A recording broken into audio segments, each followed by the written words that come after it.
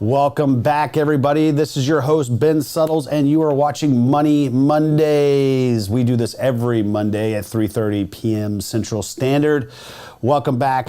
Glad to have you. We're going to be talking about how to create a real estate fund today, and you're going to be with me solo. My colleague, Mr. Ferris Musa, is out enjoying a little bit of time on the beach, but somebody has to be back here actually doing some real work. But I'm happy it's also a dual celebration for us. We closed one of our deals and our latest funds, the Sunbelt Diversified Portfolio Fund, Hilltop Apartments in Daytona, Florida. Really, really excited about that. So it's always nice to have some good stuff that happens on a Monday too, along with the show.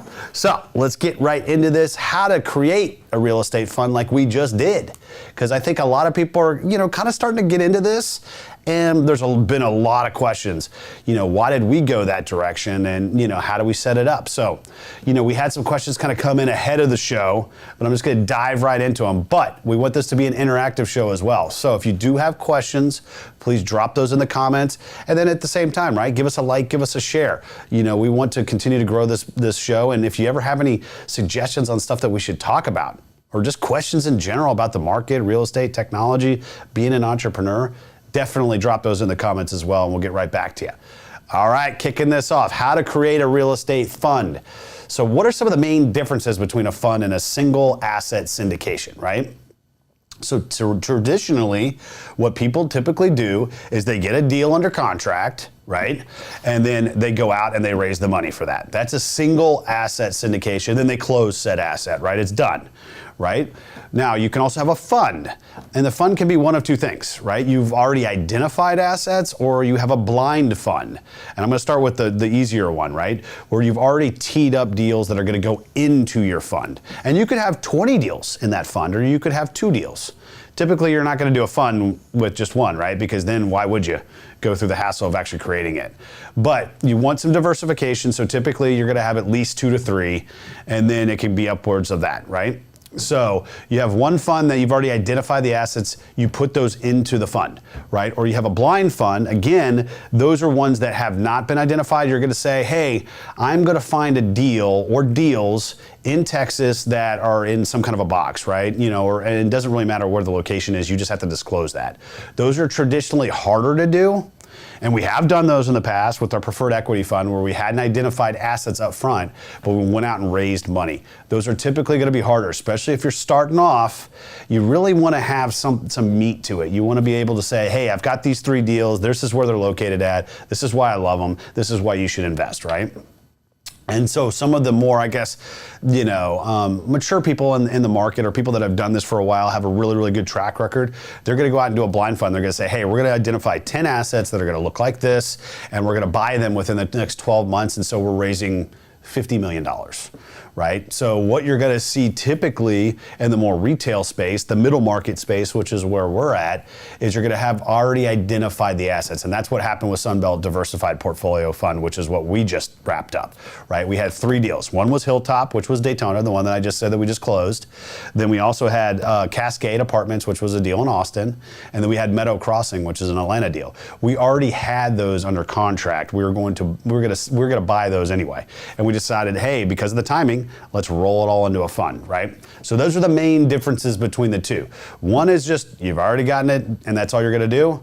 And then the other one is you've got multiple deals that you wanna roll in, right? So another question that kind of came in was, does our underwriting really change?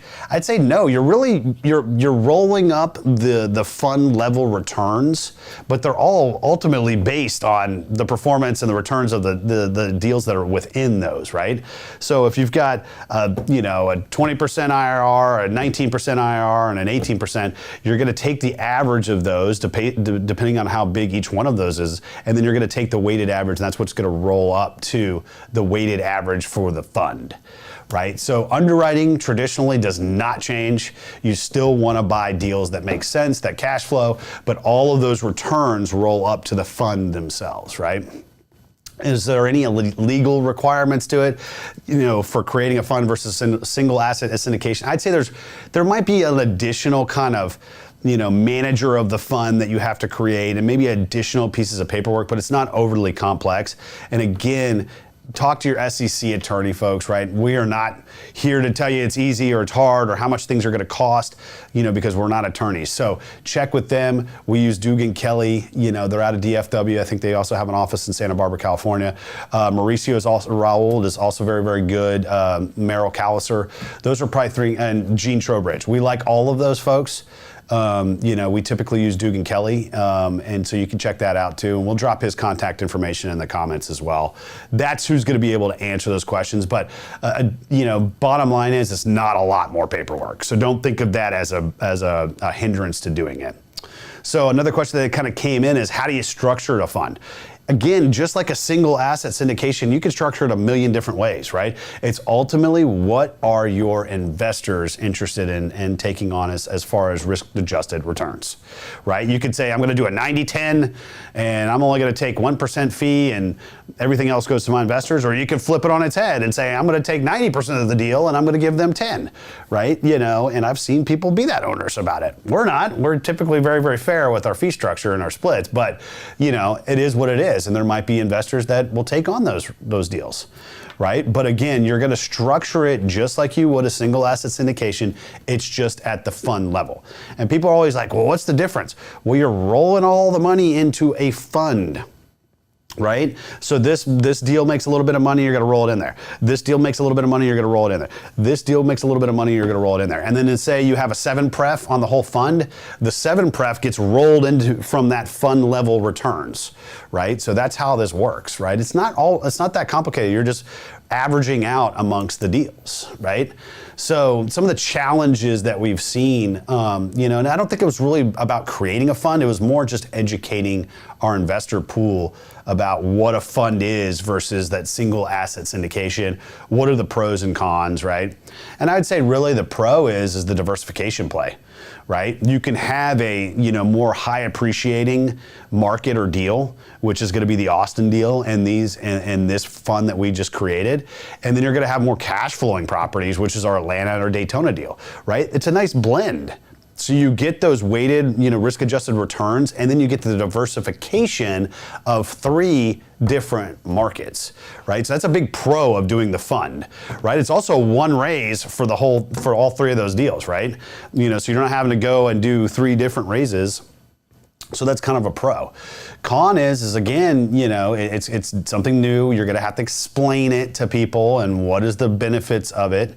But there's not a lot of cons to it. It's just a different way of raising capital, folks. So don't overcomplicate it.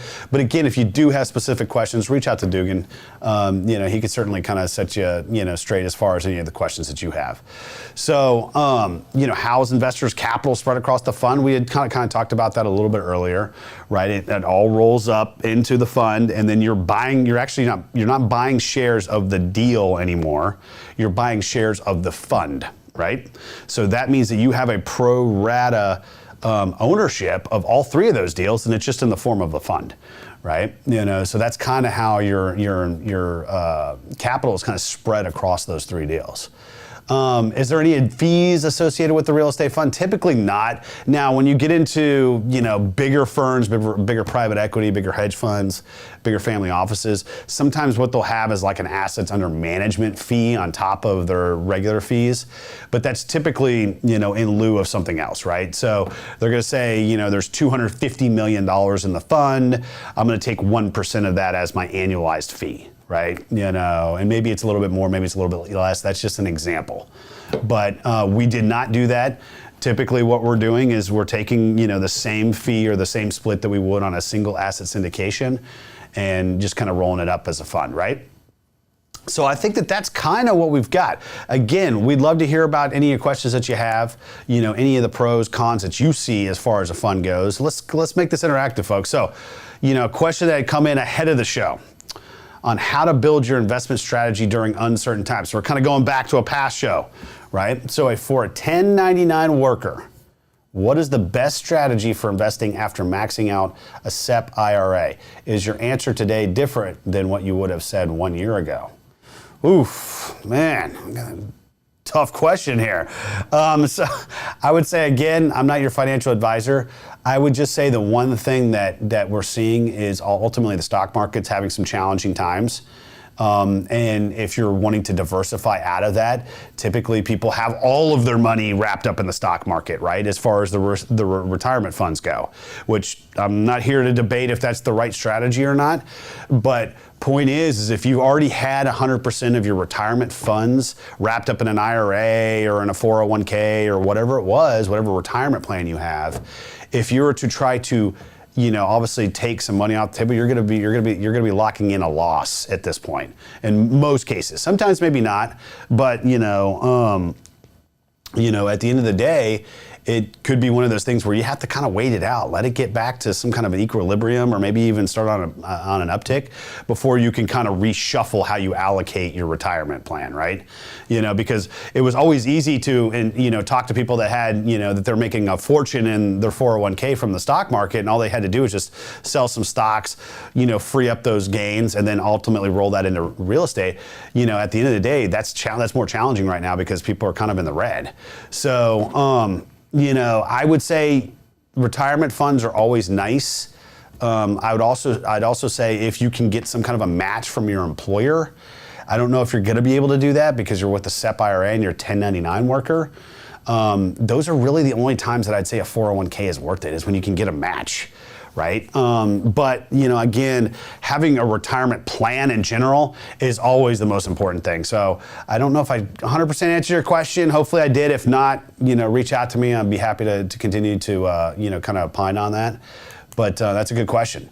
Well, I'm going to go ahead and pause. I know I just went through a lot. So I'm going to see if we have any questions that kind of came in over any of our various social media channels. Yeah, so you kind of touched on this a little bit, but do you have to be under contract on a deal to be able to include it in the fund?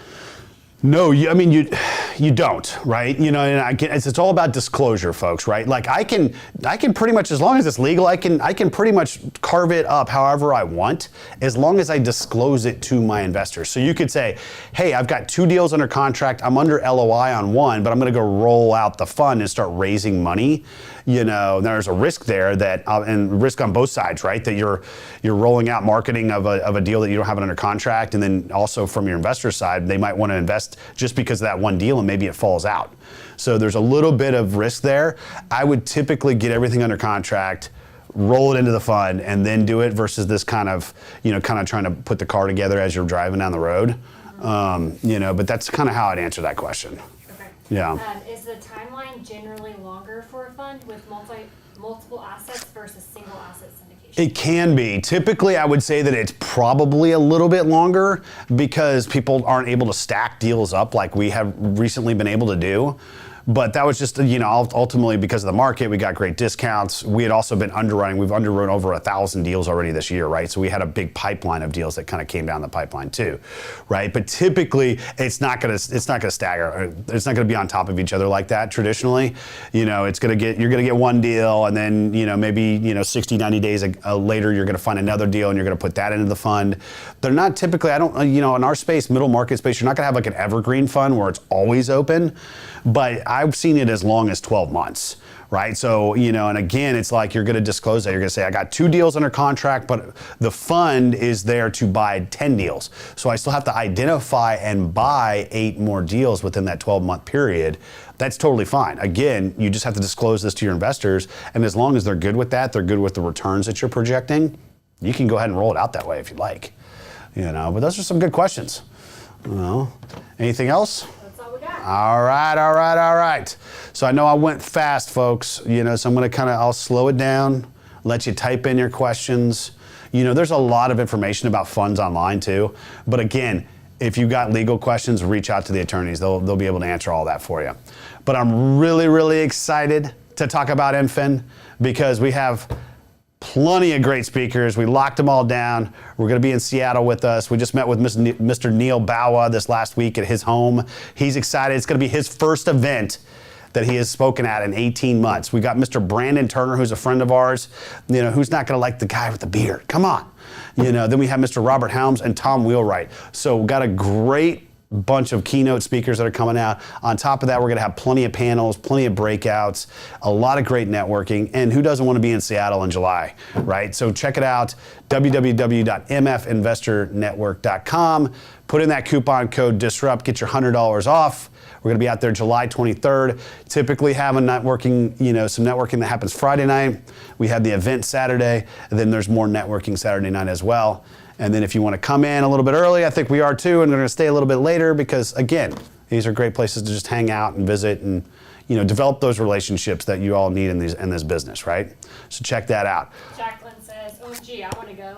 Well, then go. Come on, Jacqueline. We want to see you. No, we love for anybody to come out. There's still tickets available. We will be selling out. We haven't even started pumping out the marketing. I think Shanna's going to start really turning the knob on that. So get your tickets now. I think VIP is close to being sold out. Yeah, not too far. Yeah, so we've got a few slots left on VIP. So, if you really want those, get those in early. But Brandon Turner, Robert Helms, Neil Bawa, Tom Wheelwright, all great guys, all great speakers. Bunch of new content. Neil was even talking to us about how he's going to roll out a new presentation that we've never seen, some new information. And so the mad scientist is going to come out there and visit us. So we're really, really excited about that. But ahead of that, man, it's coming up July 7th already, huh? Whew, these meetups are coming around quick. So check it out if you're in the Houston area, July 7th, Pitch 25 Beer Park. We had 120 people there last time.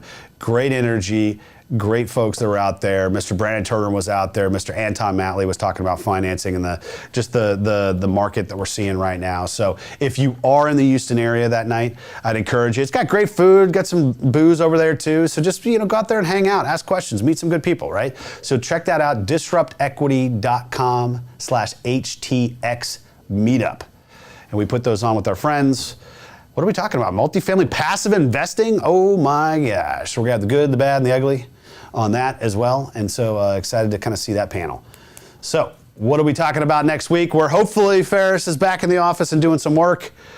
How to use the BRR strategy in multifamily real estate. Oh my gosh, that sounds like that's a spinoff of what Brandon Turner does.